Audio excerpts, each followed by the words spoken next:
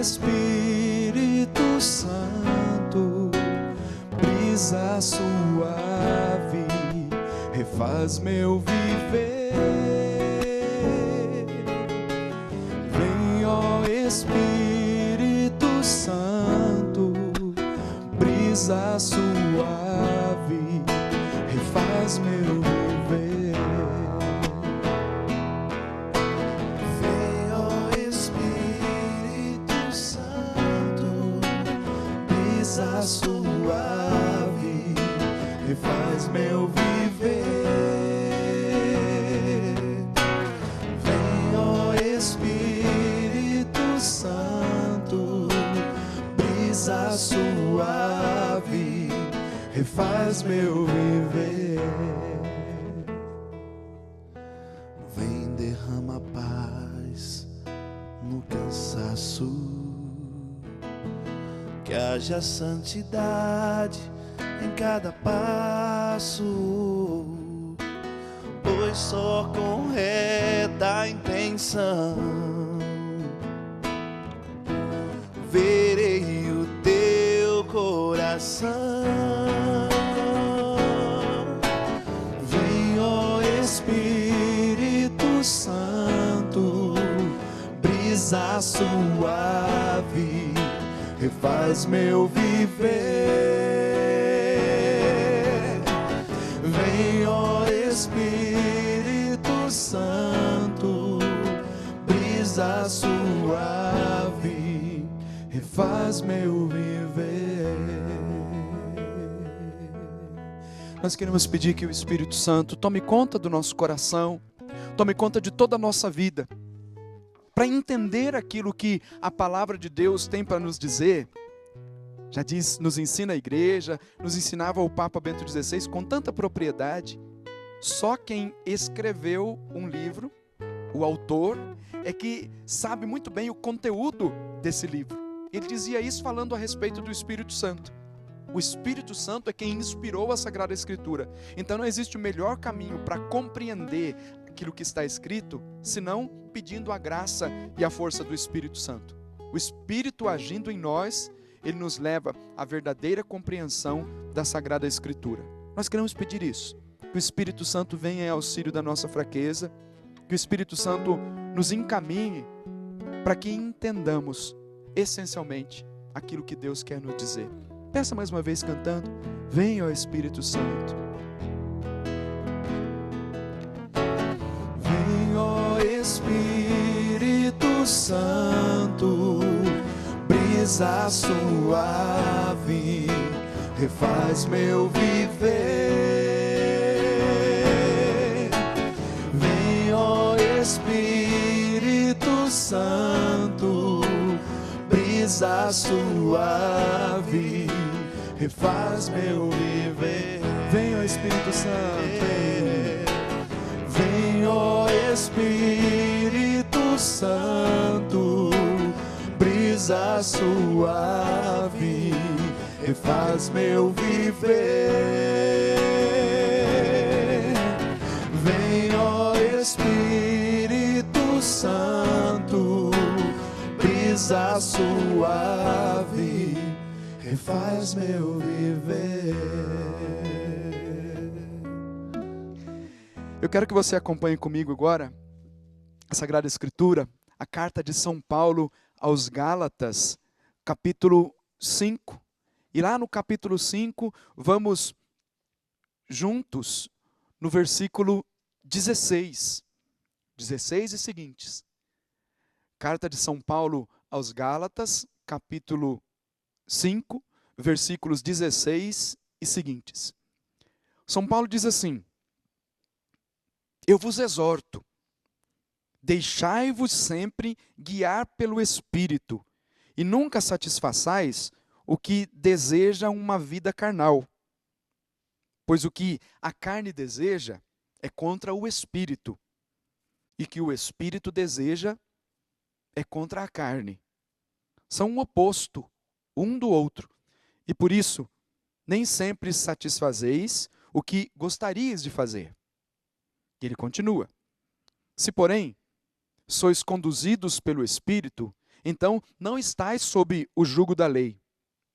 São bem conhecidas as obras da carne: imoralidade sexual, impureza, devassidão, idolatria, feitiçaria, inimizades, contenda, ciúmes, iras, intrigas, discórdias, facções, invejas, bebedeiras, orgias e outras coisas semelhantes. Eu vos previno, como aliás já o fiz, os que praticam essas coisas não herdarão o reino de Deus. Mas tem uma resposta para a nossa vida. O fruto do Espírito, porém, é amor, alegria, paz, paciência, amabilidade, bondade, lealdade, mansidão, domínio próprio. Contra estas coisas não existe lei.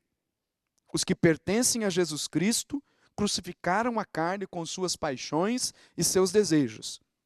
Se vivemos pelo Espírito, procedamos também de acordo com o Espírito. Nosso tema de hoje é a vida no Espírito. Como é que nós fazemos para viver a vida no Espírito, se há uma profunda tensão entre as obras da carne e os frutos do Espírito? Desde o dia em que os nossos primeiros pais, lá no relato do livro do Gênesis, cometeram o pecado da desobediência, afastando-se de Deus, quebrando a relação perfeita de amizade que tinham com Deus, começou a acontecer uma inclinação do homem para o pecado. São Paulo trata disso nas suas cartas de uma forma brilhante. E essa inclinação faz com que tenha essa grande tensão, uma luta interior entre as obras da carne e os frutos do Espírito. O homem que algumas vezes quer fazer a vontade de Deus, mas não consegue, quer fazer a vontade de Deus e não consegue. E não quer fazer as coisas ruins e acaba conseguindo fazer as coisas ruins. É a linguagem que São Paulo usa. Essa grande tensão. Tem o bem que eu quero fazer e não consigo fazer. E tem o mal que eu não quero fazer e acabo fazendo esse mal. É a tensão entre as obras da carne e os frutos do Espírito. Há uma linha muito tênue, uma linha muito fina entre uma coisa e outra. A inclinação do homem para o pecado e o desejo de viver aquilo que é do Espírito. Primeira coisa, para se viver a vida do Espírito, o que é necessário? Primeiro, docilidade ao Espírito. O que é docilidade ao Espírito? É uma abertura total à ação do Espírito, que se traduz num desejo constante de que a vida espiritual cresça. Ou seja, todos os dias pedir a graça do Espírito Santo. Todos os dias. Porque o homem precisa que a sua vida esteja cheia do Espírito Santo. Porque senão ele perde o controle de tudo. Não tem autodomínio, não tem mansidão, não tem bondade. Agora, quando é controlado pelo Espírito, quando a sua vida é guiada pelo Espírito, é pautada pelo Espírito, então ele vive segundo o Espírito. É preciso então pedir todos os dias, suplicar ao Espírito que venha em auxílio da nossa fraqueza. Vários santos da igreja dizem que o primeiro inimigo com o qual nós temos que lutar todos os dias é contra nós mesmos, contra as nossas paixões, contra a nossa inclinação para o mal, contra nós mesmos. Você sabe muito bem o que significa isso, porque as lembranças ficam gravadas na nossa memória, e quantas pessoas reclamam assim, eu não consigo rezar direito, porque eu faço silêncio para começar a rezar, de repente aquelas cenas ruins, as cenas de pecado, as coisas que já aconteceram na minha vida que não foram boas, começam a voltar à minha mente. E é preciso depois ser controlado pelo Espírito, ser guiado pelo Espírito, para chegar num nível de comunhão com Deus, de tal forma que, no silêncio, consiga entrar em plena comunhão com Deus. Mas veja, são as obras da carne que vão reaparecendo o tempo todo. Porque a nossa memória tem essa capacidade de armazenar as imagens, armazenar as ideias. E aí começa essa grande tensão. Quero entrar em comunhão com Deus, vivendo uma vida espiritual, porém, não consigo por conta das lembranças ruins que vêm à mente. Depois que você passa por, como que num treinamento mesmo, buscando a Deus, sendo dócil ao Espírito Santo, você vai vendo que, aos poucos, você consegue entrar numa comunhão perfeita com Deus. Mas Isso se dá por quê? Porque essa comunhão perfeita, essa comunhão, essa docilidade, essa abertura ao Espírito vai fazendo com que nos afastemos das obras da carne para viver de acordo com o Espírito. Você viu que São Paulo traz uma lista enorme daquilo que são as obras da carne. Diz, as obras da carne são bem conhecidas. E às vezes são muito mais conhecidas do que os frutos do Espírito. É verdade, e não é de hoje. As imoralidades, aquilo que faz parte aqui do conjunto que forma as obras da carne, são muito mais conhecidos. As pessoas têm uma facilidade muito grande para viver de acordo com as obras da carne. E com aquilo que é fruto do Espírito, há sempre um empecilho.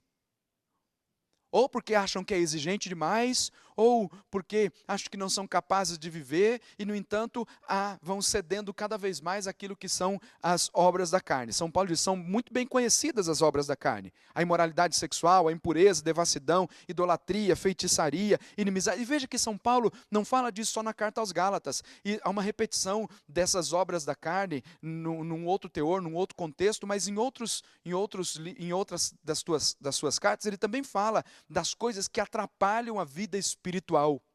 O mais necessário para que caminhemos segundo a graça do Espírito Santo, caminhemos segundo a força do Espírito Santo, é o fruto do Espírito.